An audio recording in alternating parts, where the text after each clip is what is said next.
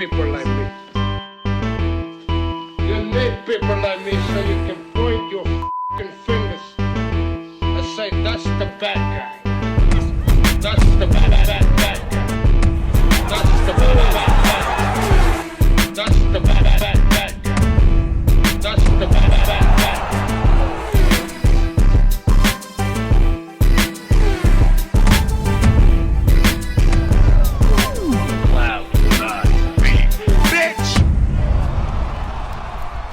Welcome to the motherfucking relay. We're covering today's top boxing news. Ow! Okay, we'll start with this. A bit of intel that caught my attention. It just so happens that Canada's own Jessica Kamora was in action not but a few days ago on the 10th. She has since gotten herself back in the winner's bracket after suffering that shock upset loss to Mexico's own Karla Zamora earlier this year in March. You will recall here on the channel, we talked about that fight, and we didn't hear much about Jessica since then, but apparently she's fought 2 times. She's fought 2 times since suffering that shock upset loss. Back in 2021, Jessica was gaining some steam. She upset the apple cart for Heather Hardy, winning a split decision, gave then unified champion Kaylee Reese all she could handle towards the end of that year. Some thought that she had done enough to win the fight, even if the judges didn't rule it in her favor. That's why it didn't hurt her momentum going into the following year. She capped off last year with 2 victories, but started off this one getting stopped by Karla Zamora. But she has since rebounded. She's coming off of 2 consecutive victories, sporting a professional record of 12 wins with 4 losses, no draws, 3 knockouts, having been knocked out 2 times in 16 professional bouts. The relevance of the story. It's where she campaigns. Jessica Kamara campaigns at or around lightweight and super lightweight, and given what's going on at those weights, that currently Katie Taylor reigns as undisputed champion at both of those weights, but she can't do so but for so long. If she has a trilogy with Chantel Cameron, that will presumably tie up all the belts at 140. But what about the belts she's got at 135?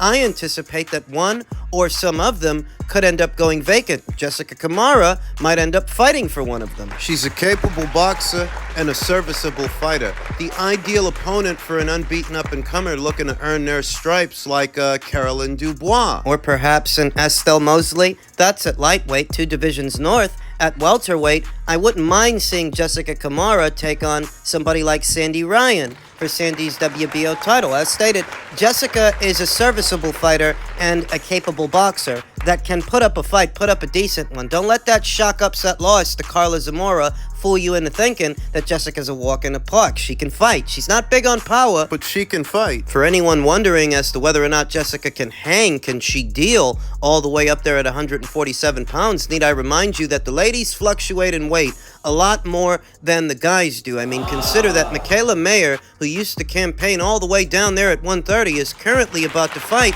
against Natasha Jonas, who also ended up moving up in weight several divisions. So when I think about that, and I think about this, when I think about Jessica, I see a lot of opportunities for her at or around these weights, whether it's down there at lightweight or up there at 147. It's one of these fighters I like to keep an eye on. Jessica Kamara, former 2-time WBO champion, Christina Lenardatu. Another one that you've got to keep an eye on, who right now is coming off a loss to Alicia Baumgartner in their rematch, but because Alicia tested positive for banned substances or whatever it was, we don't know if the commission will decide to overturn that loss for Christina. In any event, she's another one you want to watch out for. There's a lot of moving and shaking. At or around these weights, there's a lot going on. Fighters like Christina Lenardatu that perhaps are not with major promotional outfits that are backing them. Fighters like Jessica Kamara, they are a part of that picture. And now that Jessica's back in the winner's bracket, coming off of 2 consecutive victories,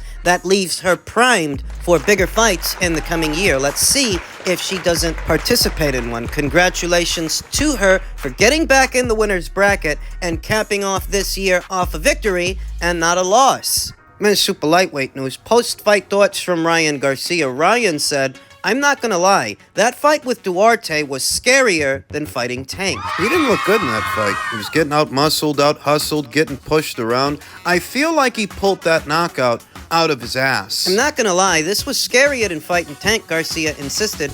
during the post-fight press conference. He had a hard punch. He punches hard. I don't ever complain in the ring, but he hit me so hard in the back of the head. I was actually more worried in this fight than in the Tank fight. The Tank fight was just like a boxing match. Okay, he's moving around. This fight, I was like, oh shit, he's trying to beat my ass. He has the power to knock your ass out. So I had to be very cautious. It's an important detail. In a Gervonta Davis fight, it was Ryan Garcia coming forward and stepping into his punches, but in the Duarte fight, it was Ryan Garcia moving lateral, using the ring, moving away from the pocket and away from the action, trying to create space. It's funny that they like to call Gervonta Davis a tank when he doesn't fight like one. If that is intended to be a parallel for Gervonta's fighting style, it's not a very good one because he doesn't come forward throwing bombs, he moves backwards. Or lateral, throwing counters. It was Ryan Garcia that was coming forward trying to throw bombs, and he paid for it, whereas with Oscar Duarte, he wanted to move. He wanted to box. His own power ultimately ended the fight. A left hook wobbled Duarte, who eventually fell after an assortment of power shots. Garcia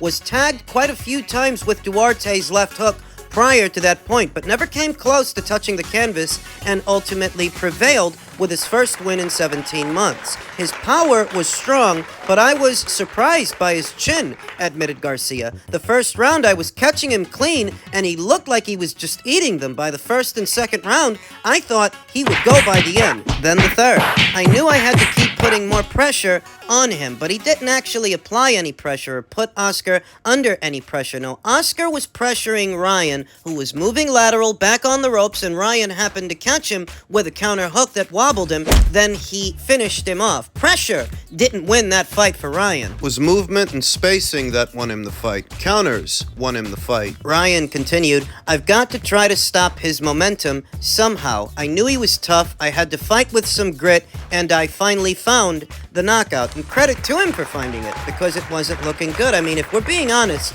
leading up to that knockout, I didn't see anything impressive about Ryan. He looked like a fighter who's caught between styles under a lot of pressure and doesn't really know what to do, so he's just creating space, trying to land hard shots. It's hard to peg Ryan Garcia, what kind of boxer he is, because he's not the finished product. You know, with Shakur and Devon, you can see what they are. You can see what they are plain as day. Those are pure boxers. With Isaac Cruz, with William Zepeda, and with Oscar Duarte, you can see what they are. Those are pressure guys. Those are pressure fighters. Volume punches, mid-range to inside fighters. But Ryan is hard to peg. Ryan, who says, I thought I did good, especially with my first fight with Derek James. And I don't agree. I don't think Ryan Garcia looked good for most of that fight, but credit to him for finding the knockout, finding the right shot at the right time, but saying he looked good, yeah, I don't agree with that. He didn't look good to me. But he thinks he did, and he only really took exception to his odd use of the Philly shell in his eventual 8th round knockout of Mexico's Oscar Duarte. Among the different looks and techniques that came with that fight at the Toyota Center in Houston, that part will likely no longer remain in rotation. Derek told me never to do that again, Garcia admitted to a group of reporters during the post-fight press conference. He told me, you ain't Mayweather. Don't do that shit. He'll never admit it, but he did say that. I was just doing it just like, let me see if this works, and if nothing else, what that communicates is what I'm telling you, that Ryan is a fighter who's caught between styles, and the two styles I think he's caught in between is the pure boxer and a boxer puncher. He's experimenting with a guard he doesn't normally use in the thick of a fight, in the middle of a fight. What might have coaxed him to use that guard instead of a high guard or a mid guard is that Oscar was targeting his midsection, he was targeting his body, and the advantage of the Philly shell is that one arm is wrapped around the midsection to protect the body, so that's likely why he did it. He just didn't look good using it. Hey, it worked. It did, but it's very dangerous to experiment with that guard if you don't know how to use it. There were moments in the fight when Ryan Garcia is turning almost completely around, giving Oscar Duarte his back and the back of his head. It was obvious. That's not a guard he knows how to use. The Philly shell has been around for years. Bernard Hopkins used it, James Toney. It was popularized by Floyd Mayweather, and he was magnificent out of that shell guard. But Ryan Garcia is no Floyd Mayweather. He's built different than Floyd, so what might have worked for Floyd may not work for him. Ryan Garcia is tall and lanky, long and limber for a 140-pound fighter. And he's not a finished product. How many trainers has he been through the last 3 years? Garcia parted ways with Joe Goosen shortly after his loss to Gervonta Davis. He relocated to Dallas almost immediately thereafter to link up with Derek James, the 2022 Trainer of the Year, best known for his work with former unified welterweight champion Errol Spence and current lineal junior middleweight champion Jermell Charlo. I thought I did good, especially with my first fight with Derek, noted Garcia. Derek was pretty adamant that he wanted me to use my legs. Duarte was overly aggressive. I was trying to take some steam off his punches, and this is what I mean when I say that Ryan is caught between styles, using his legs and moving around, using the ring like a pure boxer would. Experimenting with a shell guard. I feel like Ryan in moments, in spots, he's trying to be a pure boxer, and then he's trying to be a boxer puncher, and because he's not a finished product, he's not the genuine article with either base style. Thus, he's doing a lot of experimenting, and you can attribute that to him bouncing around, bouncing from trainer to trainer to trainer in the last 3 years, from Eddie Reynoso to Joe Goosen over to Derek James. Because Ryan is long and limber, he's got long legs, long strides, and long arms to keep an opponent at arm's reach. He could try to be a pure boxer, but I don't think he has the temperance for it. I don't think he has the poise. I don't think he has the temperance or the patience to be a good pure boxer. I think the boxer-puncher based style would be best for Ryan. And yes, there are differences, glaring differences. He's got speed and he's got power. I don't get the sense that Ryan wants to fight a slow fight, a controlled fight, throwing just 1 and 2 punches at a time from the outside. He wants to alternate. He wants to do a bit of boxing, bit of punching. That's the boxer-puncher. I feel like that's the base style that would suit Ryan the best, because you can see he wants to let his hands go, use his speed, use his power. He doesn't just want to hang back, pick the opponent off long range. Takes more patience to do that than he's got. Courting the idea of a Devon Haney fight in the coming year, Devon Haney, on Facing Ryan, he said, I think it's a possibility that's a mega fight. We know immediately after Devon's last fight this past weekend with Regis Prograis, Ryan was calling for it. Devon seems to be as well. 25-year-old rivals have talked about fighting each other for years, and Haney acknowledged that facing Garcia would be a serious consideration for his first fight in the coming year. I think that's a possibility, Haney said during his post-fight press conference. That's a mega fight, I've been calling out Ryan for years now, so it's good to hear that, He finally wants to fight. It sucks that it came after, he took a loss, but it was only a matter of time, quite right. It was only a matter of time for Ryan because he's not settled into a base style. Hell, he's not settled into a trainer, like I said. He's bounced around from trainer to trainer for the last 3 or 4 years. It was Eddie Reynoso, then Joe Goosen, now it's Derek James. Ryan isn't settled in. He's not settled into a base style. He's not settled into a trainer. He's not settled in more ways than one. After all these years, he is still developing his identity as a fighter, whereas Devon is settled. Devon is your, according to Hoyle, textbook pure boxer. Long range, boxing from the outside, managing the distance. You know what he is, and so does he. He's a pure boxer. The occasional defensive lapse in judgment aside, you can look at Devon and know exactly what he wants to do and exactly how a fight is going to go. Devon Haney, who said now he being Ryan Garcia, wants to finally, call me out. But at the end of the day, it's still a big fight.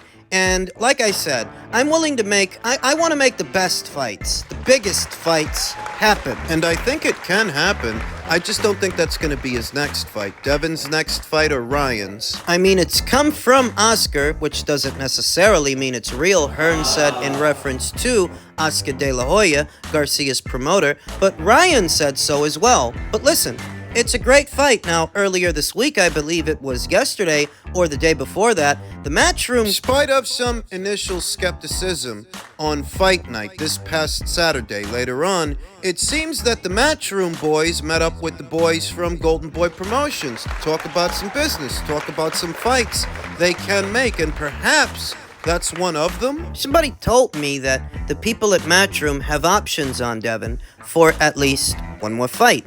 which would explain why Eddie Hearn would meet up with the people at Goldenboy to do business on Devon's behalf. His behalf for at least one more fight. Though thinking about it, there could be more than one fight on the table. He could have met up with those guys to see about doing Munguia versus Berlanga. That meeting could have been about anything and everything, Haney versus Garcia included, though being honest with you, I just don't get the sense that's going to be Ryan's very next fight. You jumped the gun with Gervonta Davis, you had that fight sooner than you needed to, and look at what happened there. Yeah, you made a lot of money, but you lost. You got knocked out. He didn't have to have that fight then and there. He's younger than Gervonta Davis. He could have waited a while longer. He chose not to, and he paid for it. So is he going to now jump the gun with Devon Haney when he's only had one fight with Derek James in his corner? Is he going to jump the gun again?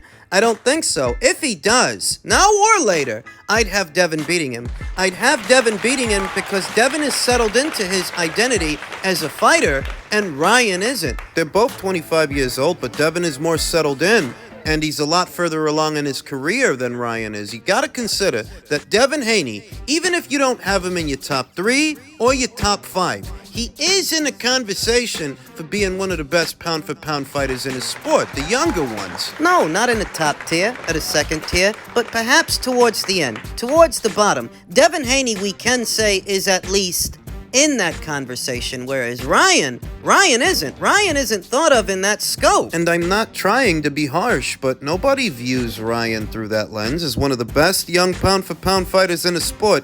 He doesn't got the resume for it, the body of work or the fundamentals. He doesn't have it. The other young guys, like Devon, like Teofimo, like Shakur to an extent, they're in that conversation, but Ryan isn't. And until Ryan settles in and works things out and looks like a more put-together fighter, he's not going to be in that conversation. Moreover, he's not going to be ready for Devon. If those guys fought right now, I'd bet the house on Devon Haney. That's an easy pick. Maybe the same age, but they're not developing at the same rate after all these years.